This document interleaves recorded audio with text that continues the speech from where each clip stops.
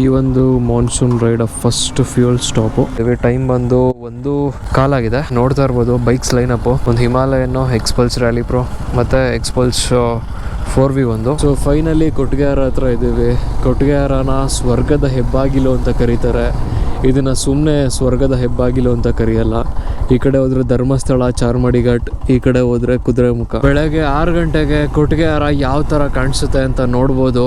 ಯಾವುದೇ ಸ್ವರ್ಗಕ್ಕೂ ಕಡಿಮೆ ಇಲ್ಲ. ಇದು ಏನು ಕಾಣಿಸ್ತಾನೆ ಇಲ್ವಲ್ರೋ. ಲೊಕೇಶನ್ ನೋಡಿ ಯಾವ ತರ ಇದೆ ಅಂತ. ಆ ಕಡೆ ಕಾಣ್ತಾ ಇರೋದೆಲ್ಲ ಕೆಳಗೂರು ಟೀ ಎಸ್ಟೇಟು. ತುಂಬಾನೇ ಫೇಮಸ್. ಸಾಕಷ್ಟು ಮೂವಿ ಶೂಟಿಂಗ್ಸ್ ಎಲ್ಲ ಆಗಿದೆ ಅಲ್ಲಿ. ಏನ್ ಬ್ಯೂಟಿಫುಲ್ ಆಗಿ ಕಾಣುತ್ತೆ ಅಂತ. ಹಚ್ಚ ಹಸಿರು, ಪ್ಯಾರೆಟ್ ಗ್ರೀನ್. ಇವಾಗ ಕಳಸ ನಿಯರ್ ಇದೀವಿ. ಸುಂಕಸಾಲೆನ ಕ್ರಾಸ್ ಮಾಡ್ತಾ ಇದೀವಿ. ಟೈಮ್ ಬಂದು 7:30 ಆಗಿದೆ. ನೋಡ್ತಾ ಇರ್ಬೋದು ವ್ಯೂ ಯಾವ ತರ ಇದೆ ಅಂತ. ಮಾನ್ಸೂನ್ ಅಲ್ಲಿ ಕಳಸ ನೋಡೋದಕ್ಕೆ ಸ್ವರ್ಗ, ಲಿಟ್ರಲಿ ಸ್ವರ್ಗ.